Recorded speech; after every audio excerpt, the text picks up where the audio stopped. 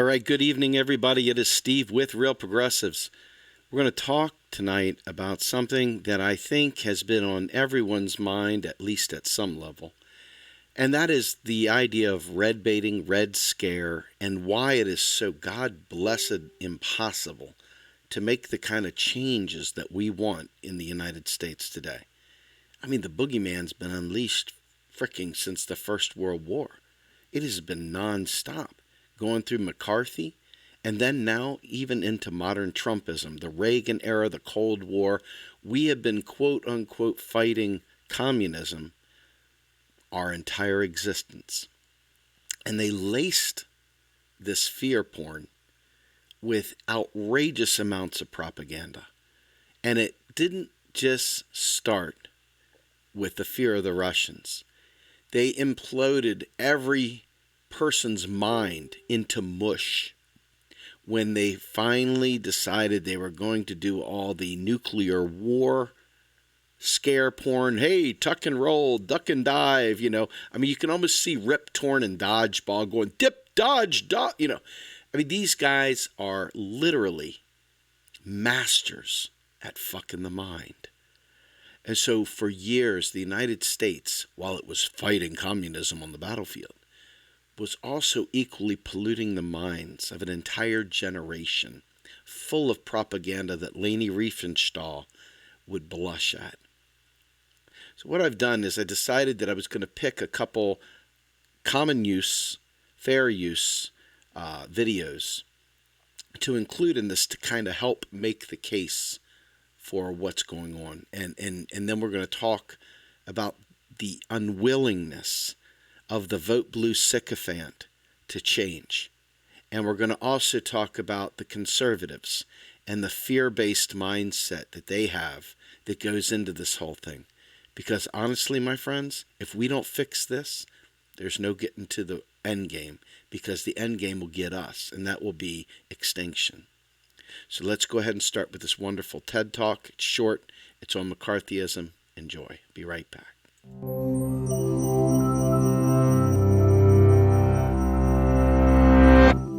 Imagine that one day you're summoned before a government panel. Even though you haven't committed any crime or been formally charged with one, you are repeatedly questioned about your political views, accused of disloyalty, and asked to incriminate your friends and associates.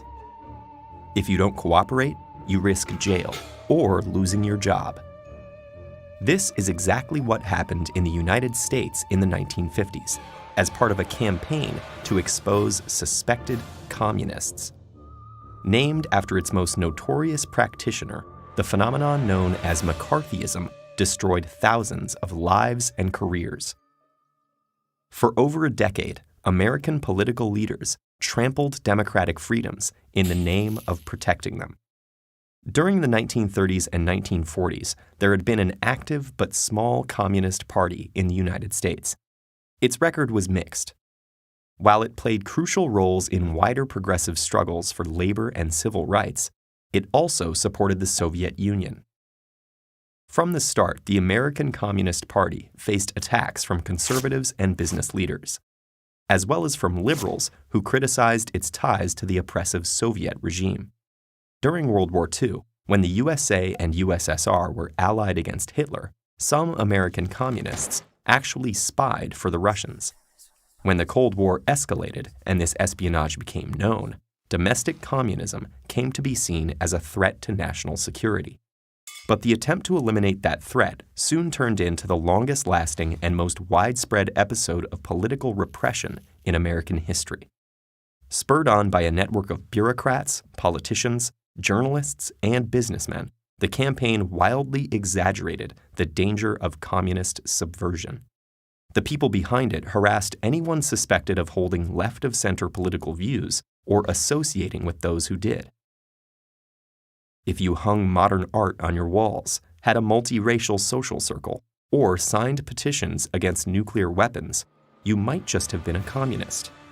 Starting in the late 1940s, FBI Director J. Edgar Hoover used the resources of his agency to hunt down such supposed communists and eliminate them from any position of influence within American society. and the narrow criteria that Hoover and his allies used to screen federal employees spread to the rest of the country. Soon, Hollywood studios, universities, car manufacturers, and thousands of other public and private employers were imposing the same political tests on the men and women who worked for them. Meanwhile, Congress conducted its own witch hunt, subpoenaing hundreds of people to testify before investigative bodies like the House Un-American Activities Committee. If they refused to cooperate, they could be jailed for contempt, or, more commonly, fired and blacklisted. Ambitious politicians like Richard Nixon and Joseph McCarthy used such hearings as a partisan weapon, accusing Democrats of being soft on communism and deliberately losing China to the communist bloc. McCarthy, a Republican senator from Wisconsin, became notorious by flaunting ever-changing lists of alleged communists within the State Department. Egged on by other politicians, he continued to make outrageous accusations while distorting or fabricating evidence. Many citizens reviled McCarthy, while others praised him. And when the Korean War broke out, McCarthy seemed vindicated.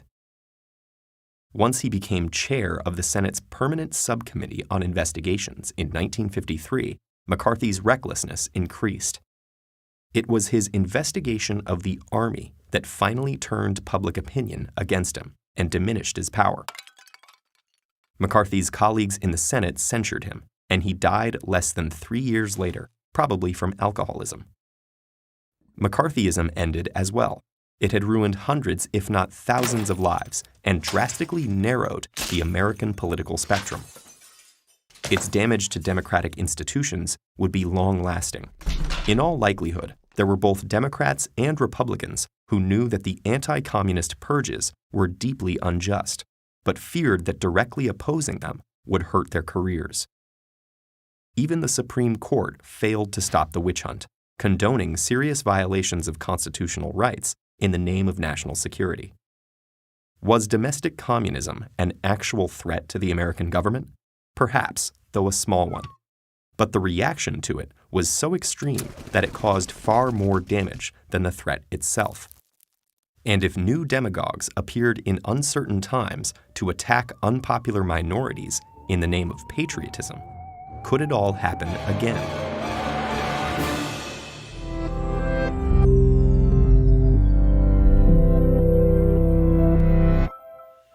All right, that right there has got to shed a little bit of a light on why some folks who lived during that era are so conservative, are so afraid of the word socialism or communism. It should also explain to you how strong propaganda is, especially government-led propaganda. So what you have is a situation where many of us have never experienced such a thing. Now, in my life, many of us, Gen Xers, we got to experience the Cold War firsthand, the Reagan era, the whole enchilada. We were all deathly afraid. We had Sting singing Russians, and there was so much fear porn. It was unbelievable. We spent so much on the arms race, constant nuclear proliferation. It was a very, very scary time. Part propaganda, part economic boost, and part absolutely madman-driven behavior. But you go back further, and many people are alive today that lived through that era. They're victims. They're victims of an incredible government-led propaganda that to this day hurts every one of our democratic institutions. And it destroys what would have been, quote unquote, the Overton window. So many things that are in our best interest are almost impossible to get done because of the fearfulness of individuals who experienced this time frame, who still live with those deep memories during their formative years. The stories their parents told, the full breadth and spectrum of everything that they had to deal with. It is hard to blame them for being so paranoid and at the same time, so fearful of change. Now, I thought to myself, wow, that's pretty scary to be worried about being taken away, to have lists printed out about you, dissidents, anybody that has any kind of funky pictures on their wall could possibly be a communist. But this is what America, the US of A, proud to be an American. I'm not proud of this. I'm not proud of it at all. And yet it's easy to get enraged at the people that lived during this time period for carrying that shit forward, if you're looking at it like they're doing it on purpose. But just think of how many things you've been conditioned at a formative age. How hard it is to break free from that. So a Green New Deal hangs in the balance because we are not effectively explaining ourselves to this generation of people who experienced this. And to put an exclamation point on it, I'm going to take us down a black and white rabbit hole. And you're going to see firsthand what school kids got taught, what every family got taught, what America looked like for many of the people who just vote blue out of fear, who are very, very red, white, and blue Americans. Don't you dare give us that socialism crap. We don't need that socialism crap. On the Republican side, hopefully, we can start thinking about ways of positioning our message in such a way that we are not going up against a brick wall. Here we go. It's about 9 minutes, so bear with me. It's worth the time. It's called Duck and Cover with Bert the Turtle. Dum dum, diddle dum dum, diddle dum dum, diddle dum dum. There was a turtle by the name of Bert, and Bert the turtle was very alert. When danger threatened him, he never got hurt. He knew just what to do. He ducked and cover, duck and cover. He did what we all must learn to do. You and you and you and you, duck and cover. Be sure and remember what Bert the Turtle just did, friends, because every one of us must remember to do the same thing. That's what this film is all about. Duck and cover. This is an official civil defense film produced in cooperation with the Federal Civil Defense Administration and in consultation with the Safety Commission of the National Education Association. Produced by Archer Productions, Incorporated. Hey, Bert, come on out and meet all these nice people, please. Oh, all right. We really can't blame you. You see, Bert is a very, very careful fellow. When there's danger, this is the way he keeps from being hurt. Sometimes it even saves his life. That's why these children are practicing to duck and cover just as you do in your school. We all know the atomic bomb is very dangerous. Since it may be used against us, we must get ready for it, just as we are ready for many other dangers that are around us all the time. Fire is a danger. It can burn whole buildings if someone is careless. But we are ready for fires. We have a fine fire department to put out the fire, and you have fire drills in your school so you know what to do. Automobiles can be dangerous, too. They sometimes cause bad accidents, but we are ready. We have safety rules that car drivers and people who are walking must obey. Now, we must be ready for a new danger, the atomic bomb. First, you have to know what happens when an atomic bomb explodes. You will know when it comes. We hope it never comes, but we must get ready. It looks something like this. There is a bright flash, brighter than the sun, brighter than anything you've ever seen. If you are not ready and did not know what to do, it could hurt you in different ways. It could knock you down hard or throw you against a tree or a wall. It is such a big explosion, it can smash in buildings and knock signboards over and break windows all over town. But if you duck and cover like Bert, you will be much safer. You know how bad sunburn can feel. The atomic bomb flash could burn you worse than a terrible sunburn, especially where you're not covered. Now, you and I don't have shells to crawl into like Bert the Turtle, so we have to cover up in our own way. First, you duck, and then you cover. And very tightly, you cover the back of your neck and your face. Duck and cover underneath a table or desk or anything else close by. In Betty's school, they are talking about the atomic bomb, too.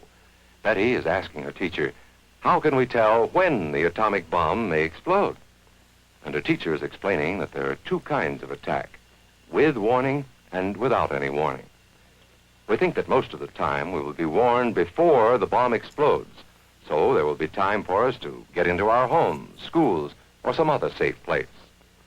Our civil defense workers and our men in uniform will do everything they can to warn us before enemy planes can bring a bomb near us. You may be in your schoolyard playing when the signal comes. That signal means to stop whatever you are doing and get to the nearest safe place fast. Always remember, the flash of an atomic bomb can come at any time, no matter where you may be. You might be out playing at home when the warning comes. Then be sure to get into the house fast, where your parents have fixed a safe place for you to go. If you are not close to home when you hear the warning, go to the nearest safe cover. Know where you are to go, or ask an older person to help you. You know the places marked with the S sign? They're safe places to go when you hear the alarm. If there is a warning, you will hear it before the bomb explodes. But sometimes, and this is very, very important, sometimes the bomb might explode without any warning. Then the first thing we would know about it would be the flash. And that means duck and cover fast, wherever you are. There's no time to look around or wait. Be like Bert. When there is a flash, duck and cover, and do it fast. Here are some older boys showing what to do if the flash comes when you are not in the classroom. This is what to do if you should be in a corridor. You duck and cover tight against the wall this way. Remember to keep your face and the back of your neck covered tightly. Try to fall away from windows or doors with glass in them. Then, if the glass breaks and flies through the air, it won't cut you. You might be eating your lunch when the flash comes. Duck and cover under the table. Then, if the explosion makes anything in the room fall down, it can't fall on you. Getting ready means we will all have to be able to take care of ourselves. The bomb might explode when there are no grown-ups near. Paul and Patty know this, and they're always ready to take care of themselves. Here they are on their way to school on a beautiful spring day. But no matter where they go or what they do, they always try to remember what to do if the atom bomb explodes right then. It's a bomb. Duck and cover. Paul and Patty know what to do. Paul covered the back of his head so that he wouldn't be burned, and Patty covered herself with the coat she was carrying. They knew how to duck and cover. They acted right away when the flash came. If they had been at this doorway when the bomb flashed, Paul and Patty would have ducked and covered this way, like this girl. Heavy doorways are a good place to duck and cover. She will be safer, too. Here's Tony going to his Cub Scout meeting. Tony knows the bomb can explode any time of the year, day or night. He is ready for it. Duck and cover. Attaboy, Tony. That flash means act fast. Tony knows that it helps to get to any kind of cover. This wall was close by, so that's where he ducked and covered. Tony knew what to do. Notice how he keeps from moving or from getting up and running? He stays down until he is sure the danger is over.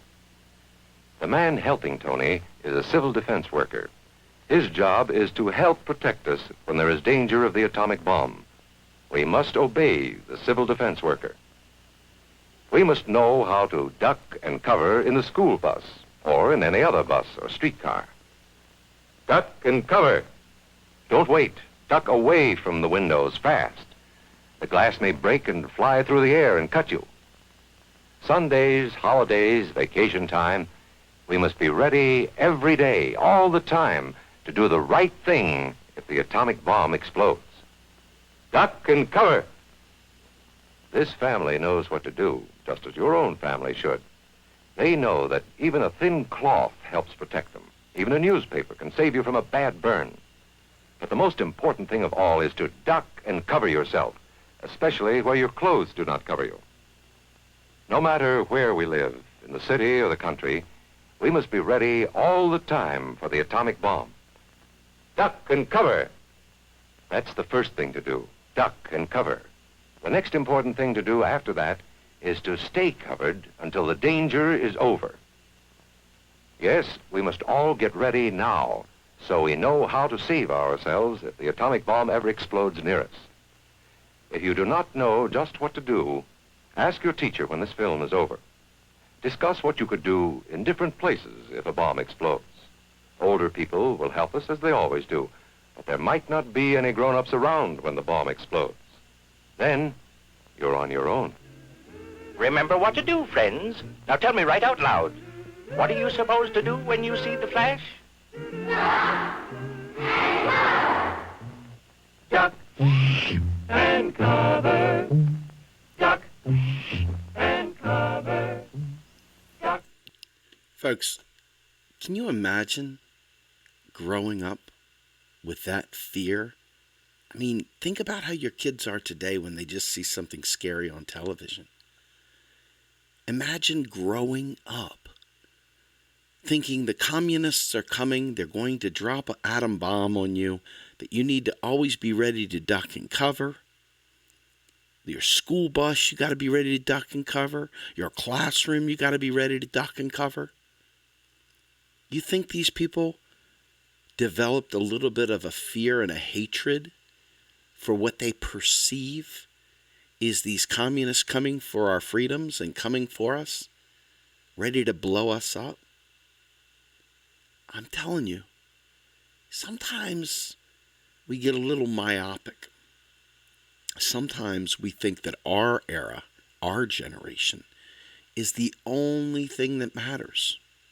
And we forget the lessons or the challenges of previous generations. Now, I'm not telling you to learn how to duck and cover, but I am telling you the propaganda value of that left an indelible mark on an entire generation of people. For those of you who experienced that in real time, who are watching this, having a flashback, I suspect you probably have some feelings. Unfortunately, we live in an era now where those fears, those who were conditioned, now stand in direct opposition to progress, to taking care of all of us, not just some of us, but all of us. It's kind of hard to understand how somehow or another you can associate health care for everyone with nuclear bombs and Russians and evildoers and death and destruction and the end of the world. But they do. There's a definite, in that amygdala, tie-in. They react. It's fight or flight. They've been conditioned to duck and cover on everything. You see it in the Fox News crowd. They live a life of duck and cover. And you see it in many of the people who are the older vote blues, who experience this, what I'm going to call a crime against them. They were victimized by our government. But now it's up to us to help shake that and heal that wound so that we can move forward. Because as of right now, There are far more conservative people in this country who are afraid of socialism, who are afraid of communism, who are afraid that all these horrible things will happen. That taking these next steps could prove to be the most challenging thing we have ever done in our lives. Frequently I talk about modern monetary theory because it is so vital to making these bold programs come true. But before we even get to the bold programs, we've got to disassociate the mental block these people have with the idea that it's this central authoritarian communism / evil socialism / whatever that's coming for them. Fox News spreads this stuff to the hilt. And even more recently, and more disgustingly, the Team Hillary red-baited Bernie Sanders during the prior election. There is an unforgivable evil.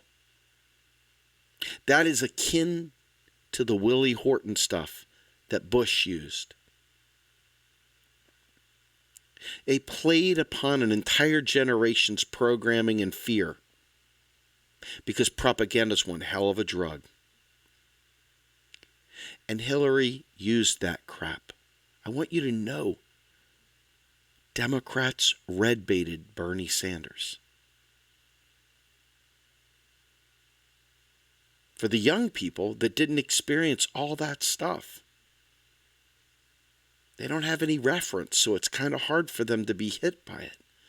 But for those people who live that, it hearkened into something deep in their psyche, deep in their soul, deep in their programming. And reflexively, they learned to hate democratic socialism all over again.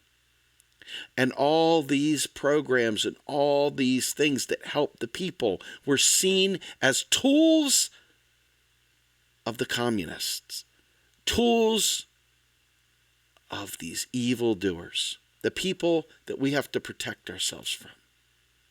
Never mind the fact that there's no rational truth to that. Never mind the fact that somehow or another us having health care is not the big S socialism. It's not the big C communism. It's simply public purpose spending on the 99%. That helps both Democrats, Republicans, and every other person. I want you to understand, because you look at student debt and you look at getting rid of student loans. And that generation was taught frugality. They were taught a lot of things, some of which was very, very good that we've lost, and some of it should be brought back. Teaching kids how to handle their money is vital. I have no idea how many parents actually sit down and teach their kids how to handle their money. Teach them how to work on their own car. Teach them how to do various tasks so that when they're on their own, they're able to function.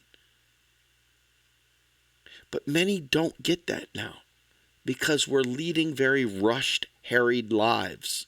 Back then, rest on Sunday was really rest on Sunday. Dinner really was served at 5. You know, there's a lot that changed, and not for the better. But some things really did change for the better. We have bold ideas out there, but they're nowhere near accepted. How you go about your activism and how you go about preparing the people you talk to for a Green New Deal, for student debt elimination, as opposed to being seen as communism. We must explain what the public purpose is. And we must explain that this is in no way, shape, or form. No matter how much you want this country to become socialist, no matter how much you want this country to get rid of money, no matter how much you want to end empire, all that stuff, you must understand that you are against an oppositional force fed by propaganda for over 50 years. And only a select few, a true 1%, are quote unquote woke. Even the people that think they're quote unquote woke are missing very, very key things as it pertains to how the economy works. So the socialism bug that you saw, the fear of nuclear war, the fear of being outed and put on some McCarthy-like list, the fear of being deported, the fear of being seen as a dissident, that just doesn't go away.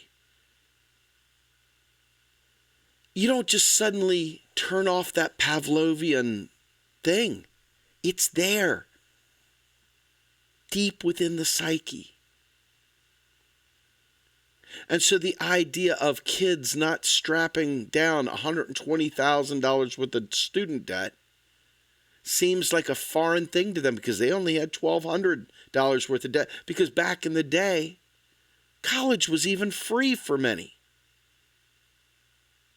So a lot of things that are going on right now have been pushed into that's communism, that's socialism.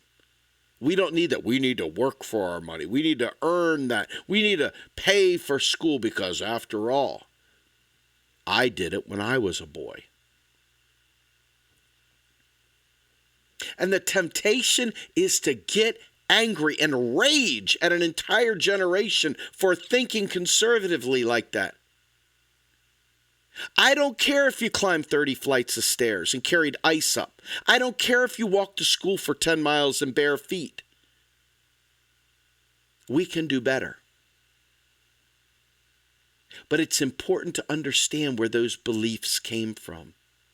Depression era thinking, McCarthyism, the Cold War, Nixon, and his fight against the hippies, and the Reagan Revolution, and then the third way Democrats, and as I stated already, Hillary Clinton and David Brock fanning redbaiting. We've got to put an end to that. We can't just go running around demanding we be socialists, because the fact is it will die on the vine. Not because these things aren't good, but because we are up against people who have been programmed and beaten down and have been victims. And until we address that, until we dislodge this deep-seated fear, we're not going to see the progress we'd like to see. I hope this was enlightening for you. It was enlightening for me when I watched the various videos. Now, unfortunately, I got notification midstream that YouTube took down the TED Talk. It was only a short segment, and I had it that it was common use. So I'm shocked that they took it down, but they did on YouTube. But for those of you who got to see it, this is very, very important that we understand the dynamic that we're up against. It does you no good to just be angry.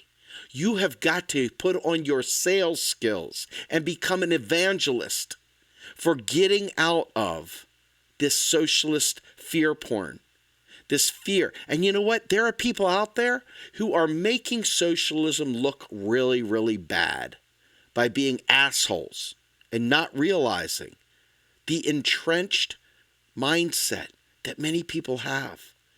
And it's not because they're bad people. Some of them are. Some of them are just god-awful. But a great many have just been brainwashed. And they are victims of a terrible propaganda campaign. And it is up to us to make them whole so we all can prosper. I'm Steve Grumbine with Real Progressives. Have a good night, everybody.